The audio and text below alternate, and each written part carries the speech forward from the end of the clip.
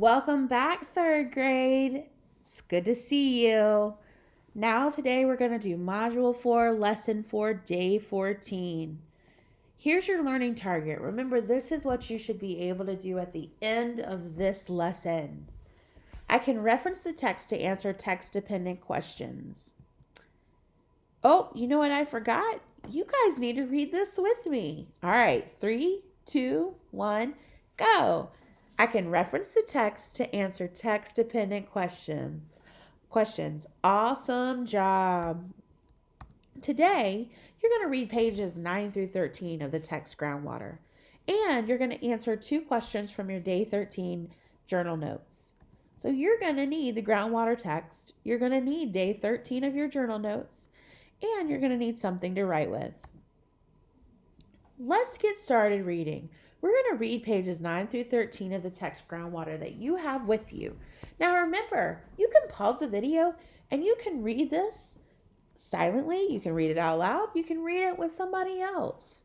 And then you can come back and listen to me read it. All right, so let's get started. Top 4 global water users. Look at the diagram. The diagram shows you 4 different countries: India, China, United States, Pakistan. It also gives you a key to help you know what you're looking at and to understand what this is trying to teach us. The key says 1 cubic kilometer equals, look at all those zeros. So that's thousands, millions, billions, trillions. 1 cubic kilometer equals 1 trillion liters. Wow. So how big is that? Oh, it's going to tell me. That would fill up about 400,000 Olympic-sized swimming pools. Holy moly, that's a lot.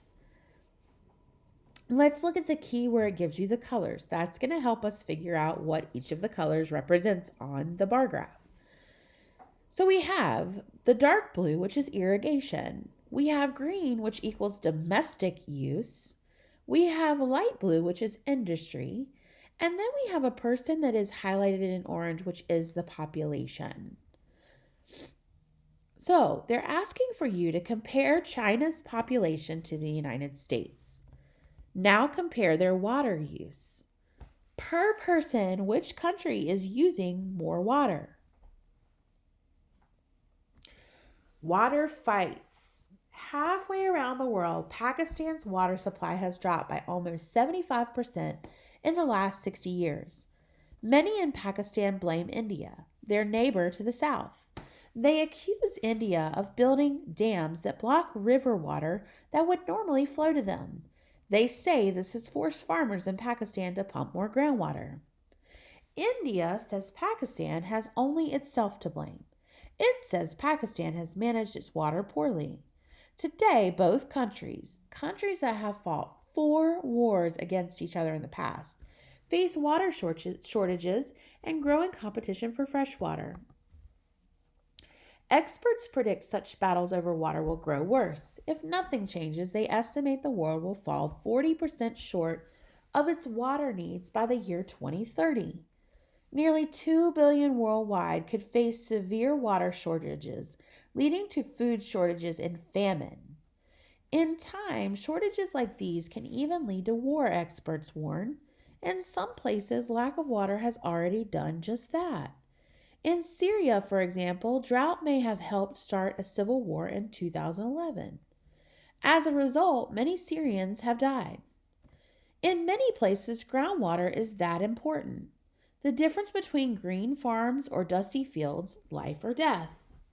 Take a look at the photograph. The caption says, "A Syrian girl flees war in 2013.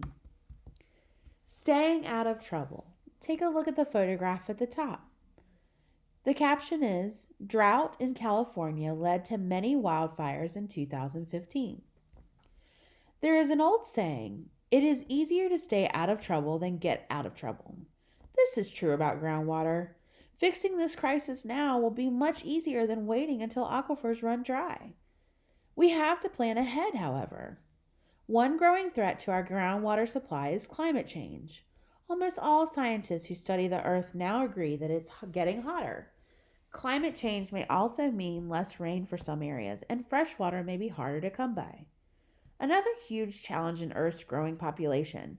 More than 7 billion people live on our planet now. That figure is expected to reach 11 billion by the year 2100. All of us will need water to drink and grow our food. We must manage our groundwater now, and we can. Farming smarter.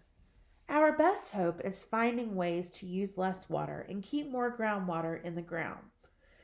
Experts estimate that about 65% of the fresh groundwater Americans pump to the surface is used to irrigate crops. Yet many forms of irrigation waste water. They spray and sprinkle water on the surface, where much of it's lost to evaporation. More farmers are using new ways to make sure every drop counts. New meters monitor moisture in the soil and turn the irrigation on and off to waste less water. Many fruit and nut orchards now bury irrigation pipes to waste less water too. Take a look at the photograph. The caption is Almond Trees in Bloom. Wheat is one crop that uses less water than corn. That's the caption for the photograph at the top. Planting different crops can also help conserve groundwater. In states such as Kansas and Iowa, some farms are switching from corn to other crops, since corn requires a lot of groundwater. Farmers need new ways to farm. If they do not choose to conserve water, empty aquifers will force them to.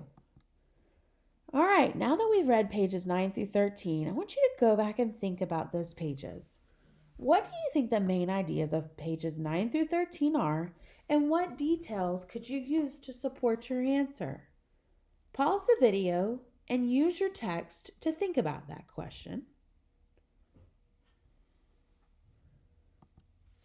Now let's talk about it. We have 2 questions to talk about today. And I've even given you a sentence starter if you need help getting started with your answer. Remember that our learning target said we're going to reference the text for these text-dependent questions. So when we're answering these questions, we need to have our text out and we need to find evidence in the text, like a detective. Here's the first question. According to the text, what is one cause of groundwater levels decreasing? If you need it, there's a sentence starter for you.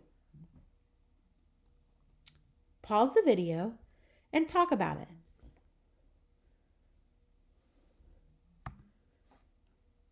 Awesome. Here's your second question. What is the main idea of the section Farming Smarter? Now remember, the main idea is asking for the big ideas. And since this is asking about a specific section of the text, you need to go back to that section and skim back over it or reread it to help you with your answer.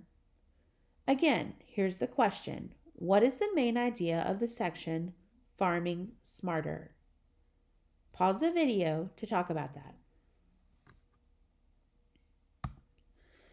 Now it's time to write about it. Remember, you need to pull out day 13 because we're going to answer questions 3 and 4. Questions 3 and 4 from your journal notes are there. Question 3, according to the text, what is one cause of groundwater levels decreasing? Question 4, according to groundwater, what are ways to conserve water?